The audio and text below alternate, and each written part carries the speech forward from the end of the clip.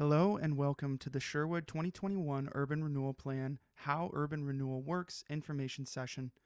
The intent of this information session is to provide viewers with a general understanding of urban renewal in both how urban renewal areas generate their funding and the capabilities of using this funding to complete city projects. This presentation will cover four major topics. First, we will address the question, what is urban renewal at a basic level?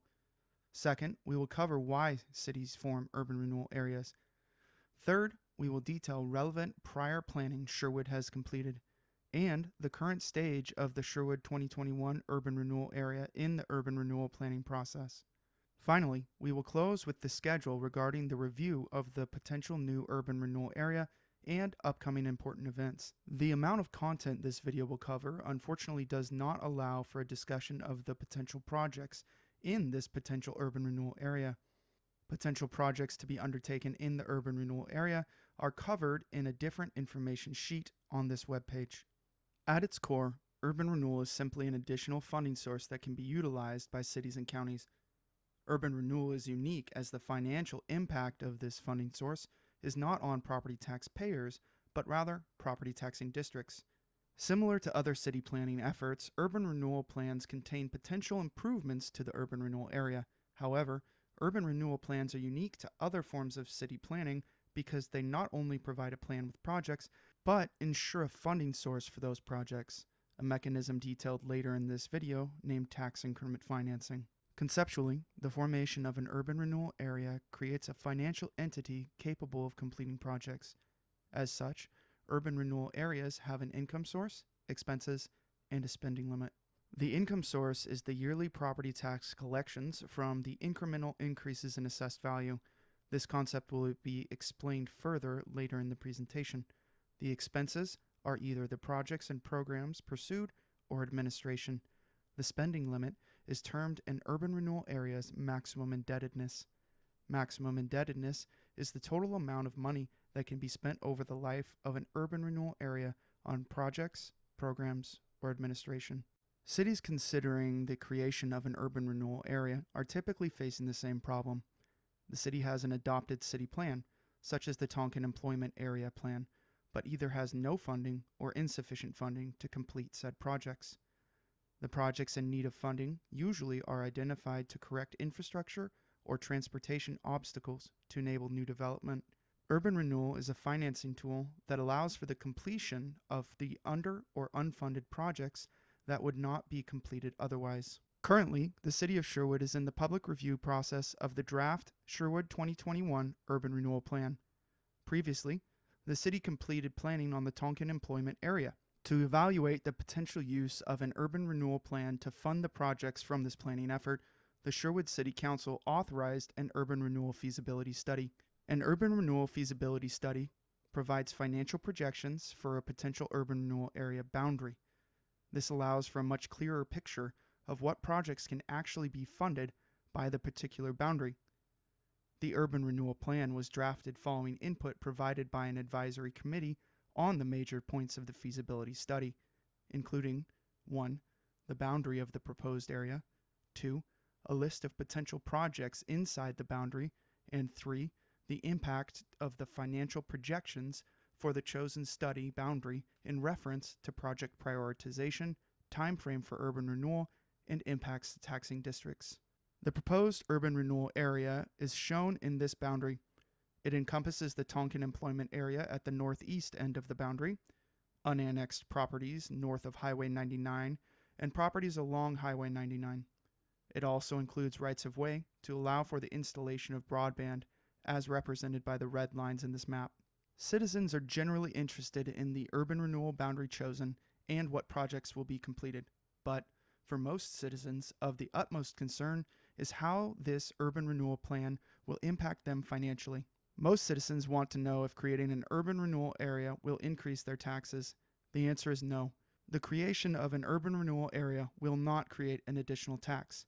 The key difference between urban renewal funding and other sources of funding available is urban renewal impacts property taxing districts, not property tax payers. The following animation covers the basic concepts behind this mechanism of funding. Local taxing districts, such as the city or county, receive a majority of their funding from local property tax revenues.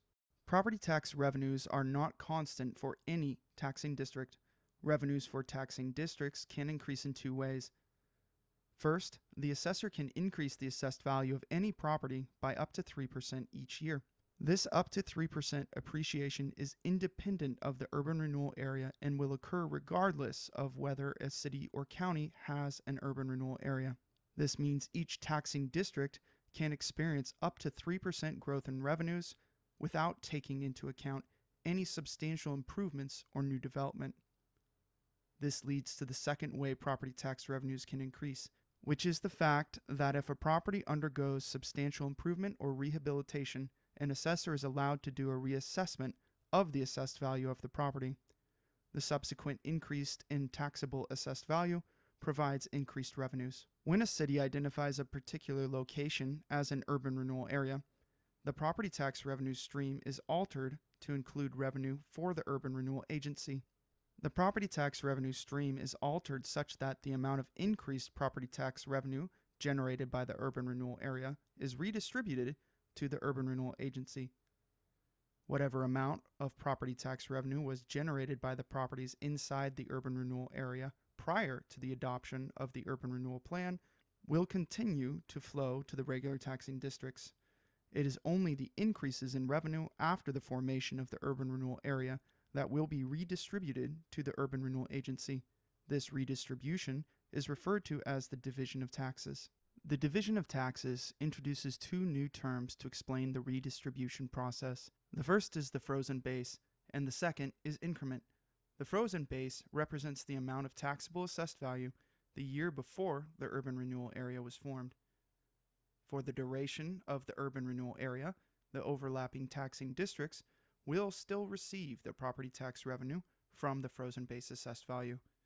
The term increment refers to increases in assessed value and therefore property tax revenue over the frozen base. This graph illustrates a few key concepts. First, urban renewal funding starts at a trickle. Often in an area, projects are not able to be funded until 5 or 10 years into the area's lifespan. However, once yearly property tax revenues reach an appropriate amount, the urban renewal area can use its income to incur debt. Because urban renewal areas can incur debt, often the urban renewal area will have completed all of its identified projects, but will still be collecting property tax revenues to pay off its remaining debt. Finally, this graph also illustrates one of the essential goals of urban renewal: to increase the property tax revenue base for all taxing districts. Once the urban renewal area sunsets, all of the assessed value that was a part of the increment now becomes taxable assessed value for the overlapping taxing districts. Key to being able to fund urban renewal projects is the fact that urban renewal areas leverage the city tax rate. Instead of just gaining the city tax rate as property tax revenues increase for an urban renewal area, the urban renewal agency instead receives the increased property tax revenue based on the aggregated property tax rate of all property taxing districts. This is generally around a threefold increase. To summarize, urban renewal division of taxes does not increase a citizen's property tax bill. It uses the increase in taxes from the time the urban renewal area is established to fund projects in an urban renewal area. While urban renewal areas do impact the taxing districts, no bonds or local option levies will be impacted by the proposed urban renewal plan. If the city of Sherwood adopts the proposed urban renewal plan, urban renewal will be a line item on the property tax bill for all properties in the city of Sherwood, regardless of whether they are in the urban renewal area. However, the urban renewal line item does not represent a new tax. To reiterate, taxing districts will continue receiving taxes on the frozen base assessed value of properties within the urban renewal area. Increases over the frozen base, or the increment, will be allocated to the urban renewal agency. In many urban renewal areas, the growth in assessed values would not have occurred without the urban renewal projects to stimulate development. To reiterate, taxing districts will continue receiving taxes on the frozen base assessed value of properties within the urban renewal area. Increases over the frozen base, or the increment, will be allocated to the Urban Renewal Agency. In many urban renewal areas, the growth in assessed values would not have occurred without the urban renewal projects to stimulate development. Urban renewal does not directly impact local school districts, as schools are funded on a per pupil basis by the state school fund and not by their own local property tax revenues. Local property tax revenues for all schools in the state of Oregon are combined with allocations from the general fund, lottery funds, and other local sources. The formation of an urban renewal area within a city does not cause a direct change in the per pupil amount for that city's school district from the state school fund. The Sherwood 2021 Urban Renewal Plan has 3 more key steps prior to adoption. If you wish to follow the Sherwood 2021 Urban Renewal Plan as it progresses through what is termed the public review process, the following are key events and dates. The plan will be reviewed by the Planning Commission on April 27, 2021. Once reviewed by the Planning Commission, the plan will be reviewed by City Council in a public hearing on May 18, 2021.